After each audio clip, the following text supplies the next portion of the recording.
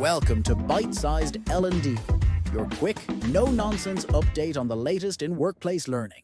Today, we're diving into how Hofstede's cultural dimensions can transform your multinational teamwork dynamics and boost communication across diverse cultures. All right, let's get straight into it. Welcome, everyone.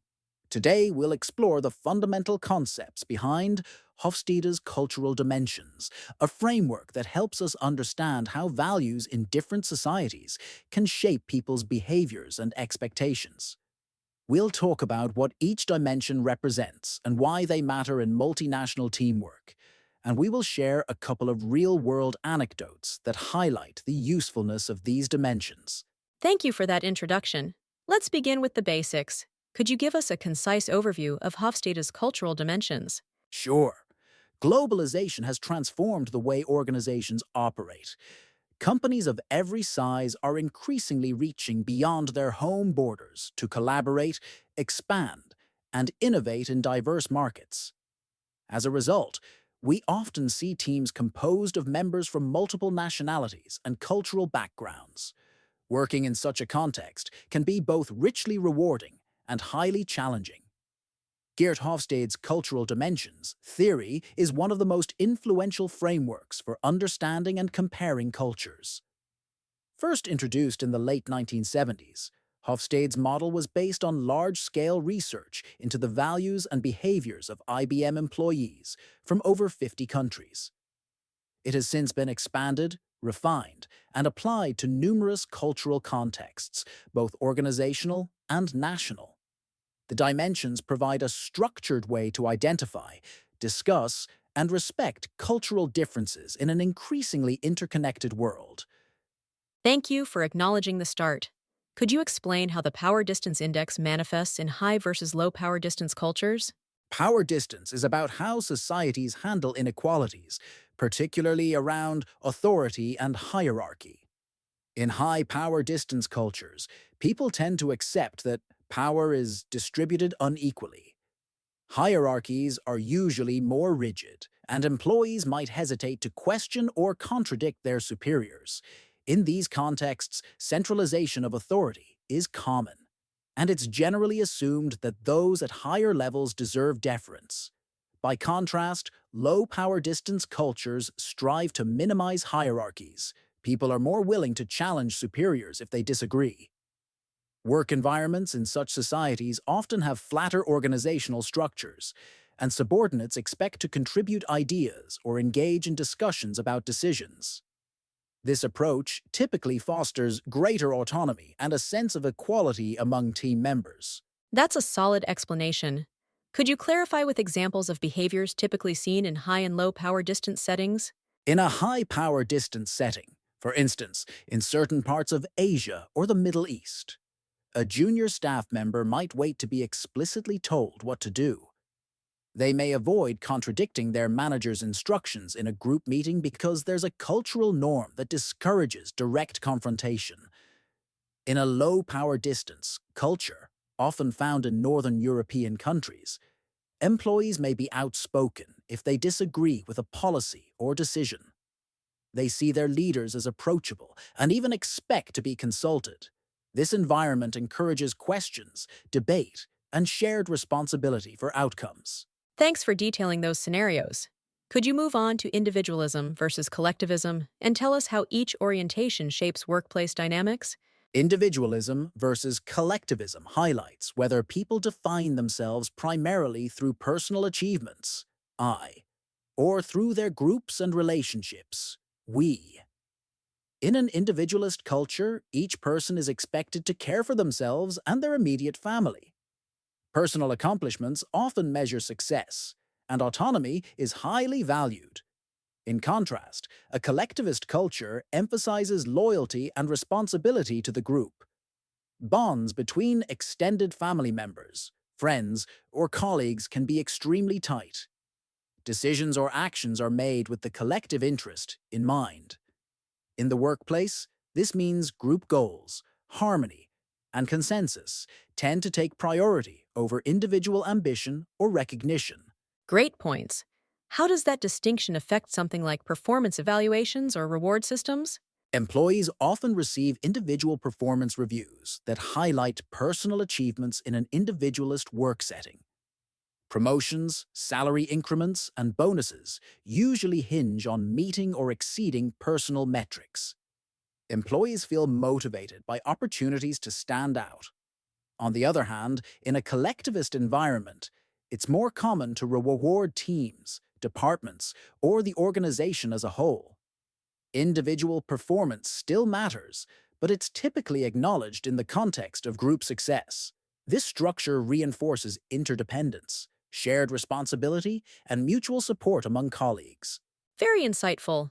Next, let's look at masculinity versus femininity. Could you break that down and show how it translates into workplace behavior? Masculinity in Hofstede's framework refers to cultures that value competition, assertiveness, and material success. In these environments, individuals often strive to stand out through ambition, and there's a tendency to measure success through achievements, promotions, or financial gains. Discussions or negotiations can be more direct, with a stronger focus on winning or being the best. On the other hand, feminine cultures emphasize relationships, empathy, and quality of life. Collaboration, cooperation, and consensus hold significant value, and social roles tend to be more fluid. Companies in such societies often promote work-life balance, prioritize employee well-being, and value nurturing leadership styles where managers are seen as supportive rather than purely authoritative. That's an excellent summary. Can you give an example of a country known for a strong masculine orientation versus one known for a more feminine orientation? Japan is frequently cited as an example of a more masculine culture. It traditionally highlights competition, precision, and dedication to work as paramount. Career advancement and achievements often carry significant weight. The work atmosphere can be intense, with many employees expecting long hours and high performance. In contrast, countries like Sweden are often labeled feminine in Hofstede's model. They generally emphasize consensus, caring for the community, and ensuring that everyone is heard. Workplaces there focus on equitable policies, generous parental leave, and institutional supports prioritizing a balanced lifestyle and collective well-being. Thanks for clarifying. Next up is uncertainty avoidance. What does this dimension tell us about different cultures? And how do we see it in action? Uncertainty avoidance, UAI, measures how comfortable a culture is with ambiguity, risks, and novel situations. High UAI cultures prefer structure, rules, and predictability. People often rely on detailed regulations or long-standing conventions to reduce the anxiety that arises from the unknown. They might resist sudden changes in process or policy unless there's a robust plan to manage potential fallout. Low UAI cultures, on the other hand, are more open to experimentation, improvisation, and new ideas. They can be more entrepreneurial and adaptable, as there's less fear of failing. Instead, they see changes and disruptions as standard progress parts, which can encourage innovation and fast pivots when conditions shift. Understood. Please mention an instance of how high versus low uncertainty avoidance might surface in a global project. Imagine a multinational technology project involving people from a country like Germany, where UAI is relatively high, and a team from Singapore, where UAI is lower. The German side might push for well-documented processes, thorough risk assessments, and clearly defined roles before proceeding. They may want official guidelines set in stone to ensure a stable environment. Meanwhile, the Singapore team may feel comfortable experimenting with new methods quickly and revising them on the fly. They might value agility over formality. Suppose these differences aren't recognized and reconciled. In that case, it can lead to misunderstandings or frustration about why one side insists on too much bureaucracy, or the other side moves too fast without sufficient planning. Makes sense. Let's move on to long-term orientation versus short-term orientation. How do these perspectives shape strategic thinking in different societies? Long-term orientation is about planning and acting with future rewards in mind. Cultures high in this dimension emphasize perseverance, thrift, and the idea that traditions can be adapted when necessary to achieve longer-term gains. In business contexts, this often translates to careful investments in research, development, and human capital and patience for returns that might take years or even decades. Short-term orientation emphasizes quick wins, immediate outcomes, and maintaining traditional norms. Leaders may prioritize quarterly results over extended planning cycles.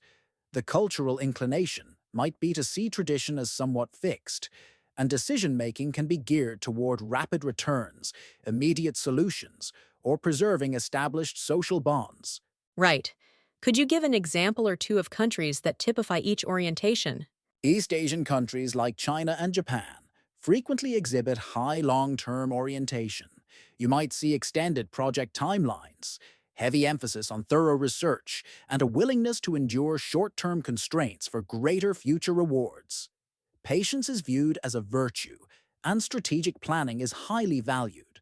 In contrast, the United States has traditionally leaned more toward a short-term orientation, focusing on rapid innovation, quarterly earnings, and immediate key performance indicators. Businesses can be agile but might abandon projects quickly if they don't yield near-term benefits, reflecting a broader cultural preference for fast outcomes and tangible results. Excellent. Now let's discuss the final dimension: indulgence versus restraint. How does it influence everyday life and work cultures? Indulgence versus restraint relates to the degree of freedom people have to gratify personal desires, pursue leisure, and express emotions openly. Indulgent societies encourage enjoyment of life, value leisure time, and generally have more relaxed norms around emotional display. People feel freer to celebrate, relax, or have fun, often showing more spontaneity in social or professional settings. Restrained cultures impose more social rules, limiting how freely individuals can satisfy their desires. There's often a higher emphasis on self-discipline, moral codes, or social obligations. Employees might be more reserved in workplaces that lean toward restraint. Direct expressions of emotions could be rare, and leisure pursuits might be secondary to professional or familial responsibilities. Right? Could you briefly illustrate a culture that embodies indulgence versus one that shows more restraint? Many Latin American countries rank higher on indulgence. They often celebrate life with vibrant festivals, open emotional expression, and a strong emphasis on social gatherings. This can be seen in a more relaxed approach to daily schedules or flexible attitudes toward spontaneous events. Meanwhile, countries like Russia or certain East Asian nations are sometimes considered more restrained. Social norms tend to be stricter, so individuals might feel less comfortable openly expressing personal desires or emotions. There's a greater emphasis on protocol and adhering to unwritten cultural guidelines about proper behavior. Great. So we've covered all 6 dimensions. Why are these dimensions particularly important for multinational teams? They're critical because each dimension shapes expectations, communication styles, conflict resolution, and leadership preferences. When individuals from different cultural backgrounds collaborate, these differences can trigger misunderstandings or tension if not recognized. For instance, a highly hierarchical approach might clash with a more egalitarian mindset, or risk-averse team members might feel unsettled by colleagues who rapidly pivot strategies. Team leaders can adapt communication methods, reward structures, and decision-making processes by understanding and anticipating these variations. This proactive approach helps build trust, respect, and inclusivity. Awareness of Hofstede's dimensions is an excellent tool for mitigating cultural friction and capitalizing on diverse perspectives. Very insightful. Could you expand on how these dimensions help with conflict resolution? Often, conflict arises not from personal animosity, but from differing cultural assumptions.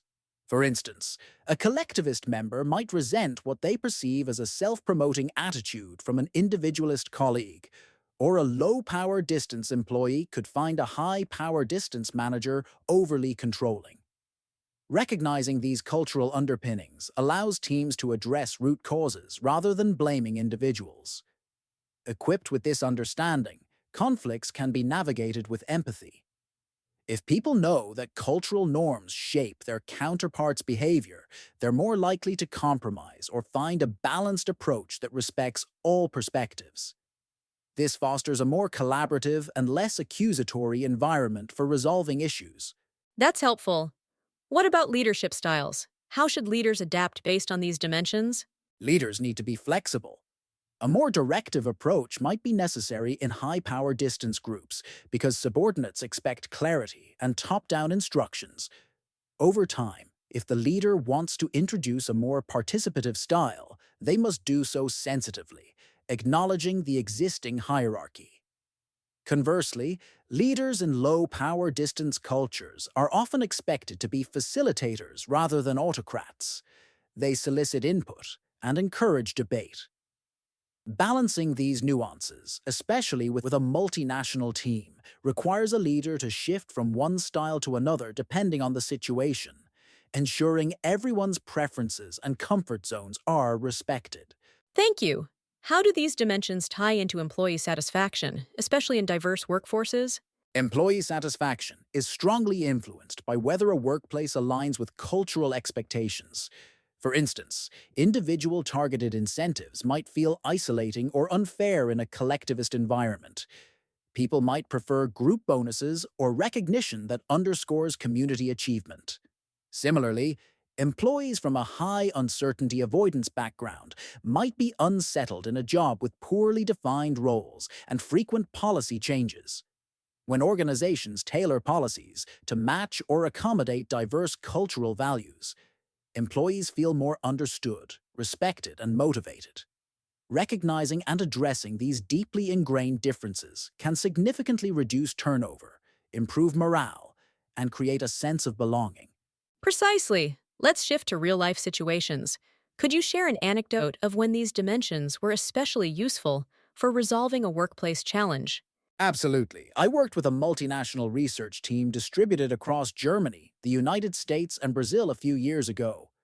We noticed friction. The German branch insisted on a rigid roadmap, high uncertainty avoidance, while the US team wanted faster iteration cycles. Meanwhile, the Brazilian members, accustomed to higher power distance, hesitated to voice concerns openly if management had already made a decision. We applied Hofstede's framework to identify these patterns. Once we realized the interplay of uncertainty, avoidance, and power distance, we introduced a dual structure approach. We created thorough project documentation for those who needed it for reassurance, but also allowed flexible sprints for experimentation. We also implemented scheduled check-ins where all participants had equal time to speak. This clarity around roles and openness helped unify the team, alleviating tensions and boosting productivity. That's a great example. Could you describe a second anecdote that highlights the dimensions in action? Indeed, at a previous company, we had a cross-border marketing project involving Japan, Sweden, and Mexico. The Japanese team was high in masculinity, expecting rigorous efforts and extended hours. They were also collectivist and wanted to build consensus before finalizing creative decisions. The Swedes, known for low power distance and high femininity, valued collaboration and disliked hierarchical approval processes, but were more individualistic about task ownership. The Mexican colleagues leaned toward indulgence, so they expected frequent celebrations of smaller milestones and opened expressions of encouragement. Applying Hofstede's dimensions gave everyone a clear roadmap to interpret each other's actions. We scheduled more group approvals for the Japanese team, emphasized flat discussions for the Swedes, and celebrated each milestone with group messages and occasional virtual gatherings for our Mexican partners. This approach allowed all parties to feel respected, significantly reducing misunderstandings and boosting morale. Those are valuable insights. Before we wrap up, could you summarize how teams can apply these dimensions in day-to-day operations? First, cultural awareness training helps everyone recognize that certain behaviors come from cultural norms rather than individual quirks. Teams should also establish clear protocols, like designated times for each member to voice opinions, to accommodate high or low power distance preferences. Leaders might balance individual and group-based rewards, ensuring neither individualists nor collectivists feel marginalized. Addressing uncertainty avoidance by providing enough structure for those who need it, while not stifling more risk-taking members, keeps everyone engaged. Emphasizing empathy and open communication around these dimensions fosters mutual respect, ultimately enabling a more cohesive, innovative, and globally competitive team. Thank you.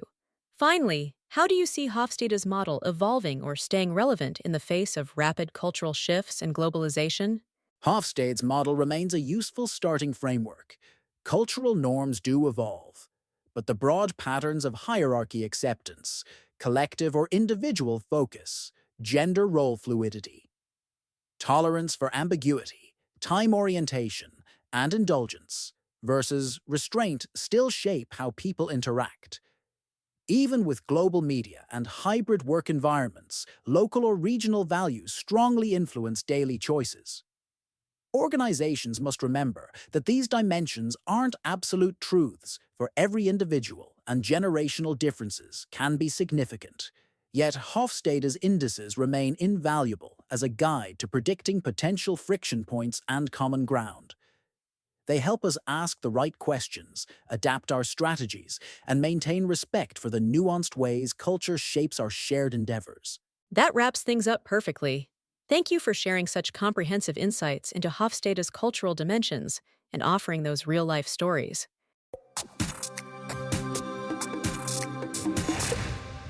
And that's a wrap for today's podcast, where we delved into Hofstede's cultural dimensions and their impact on teamwork and workplace dynamics across cultures. Thanks for joining us, and stay tuned for more updates.